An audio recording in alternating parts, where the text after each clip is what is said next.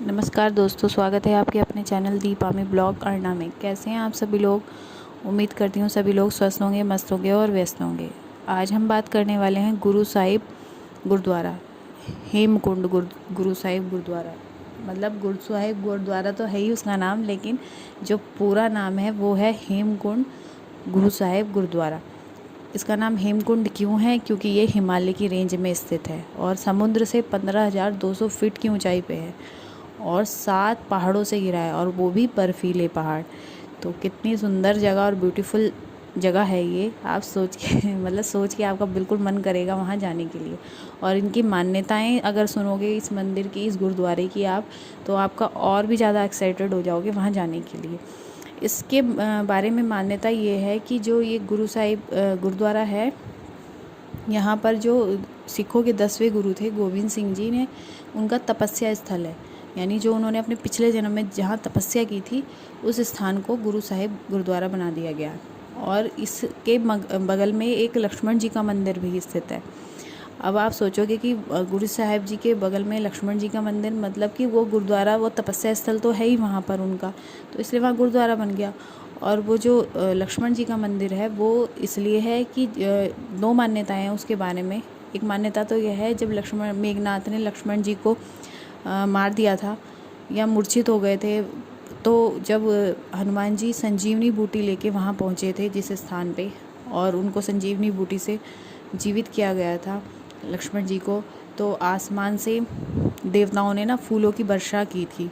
और वो बरसात जो की थी वहाँ पे, उन बरसात की वजह से वहाँ फूलों की घाटी बन गई, जो आज उत्तराखंड में फूलों की घाटी के नाम से भी फेमस है।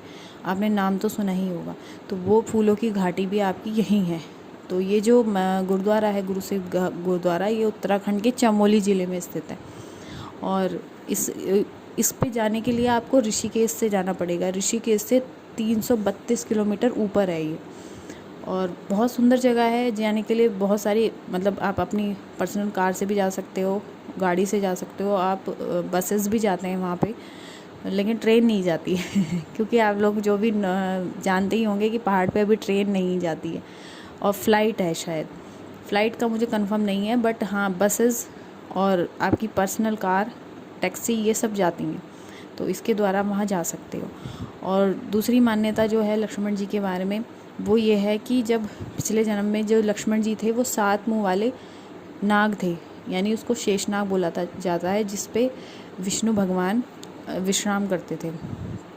तो इस वजह से भी वहाँ पे वो लक्ष्मण जी का मंदिर बनाया गया है।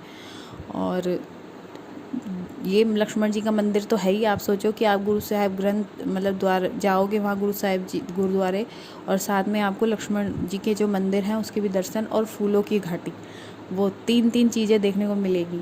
और एक चीज़ और भी बढ़िया है, यहाँ पर एक बहुत बड़ा तालाब है जिसे लोकपाल तालाब कहा जाता है।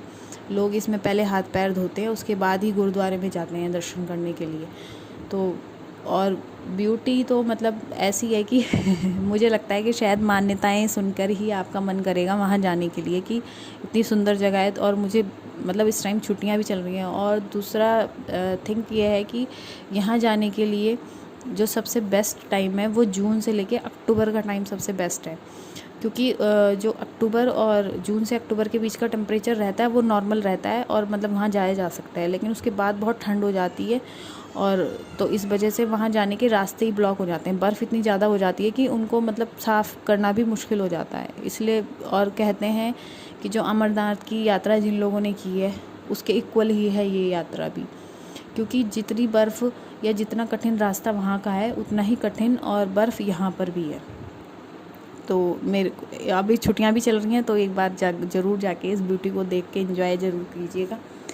और हाँ, इसके मतलब ये जो वर्णन है ना, जो उनकी बायोग्राफी है गुरु गोविंद सिंह जी की, उनकी बायोग्राफी है जो विचित्र नाटक, उसमें भी मतलब जो गुरुद्वारा है इसकी वर्णन किया गया है कि मतलब वहाँ पे ये गुरुद्वारा क्यों बना, क्योंकि वो उनका तपस्या स्थल था, और फिर वहाँ पे गुरुद्वारा बना दिया गया। और भगवान ने उनकी तपस्या से प्रसन्न होकर उनसे बोला था कि तुम मतलब इस बार भी जन्म लो, मतलब अब इस जन्म में जन्म लो, और इस दुनिया को बुराइयों से हटा के सत्मार्ग की ओर मतलब चलने के लिए प्रेरित करो तुम्हारा यही। तभी तो गुरु गोविंद सिंह जी 10वें गुरु हुए थे सिखों के।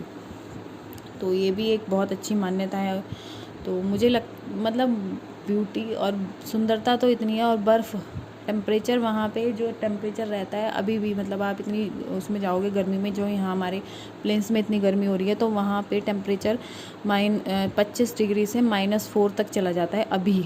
तो सोचो कि जब बहुत ज़्यादा ठंड होती है हमारे यहाँ, तब वहाँ टेम्परेचर कितना कम हो जाता है। इसलिए वो रास्ते बंद कर दिए जाते हैं। अभी जून से और अक्टूबर के बीच में ही खुले रहते हैं, और अगस्त में भी थोड़ा सा कम हो जाती है जो क्राउड है, क्योंकि अगस्त में बारिश हो जाती है। तो आने जाने में ना, मतलब बर्फ़ पे फिर आपको पता ही है, बारिश भी हो जाए तो चलने में गाड़ियाँ स्लिप होने लगती हैं, तो भी जो मतलब वो है क्राउड है, पब्लिक है, वो कम जाती है। तो अगस्त में थोड़ा सा कम हो जाता है। बाकी जून से लेकर अक्टूबर का बेस्ट टाइम है जाने के लिए। और मैंने जाने का आपको बता ही दिया, ऋषिकेश से 332 किलोमीटर ऊपर है। ऋषिकेश से भी आपको बसेस मिल जाती हैं, और कुछ बसेस कहते हैं कि हरिद्वार से भी तैयार होके चलती हैं, और आपकी पर्सनल कार तो है ही बेस्ट ऑप्शन। तो ओके, प्लीज़ जो मेरे चैनल को फर्स्ट टाइम देख रहे हैं, मेरे चैनल को सब्सक्राइब कीजिए, लाइक कीजिए, शेयर कीजिए। प्लीज़ भर भर के मेरे चैनल को सब्सक्राइब कीजिए। ओके।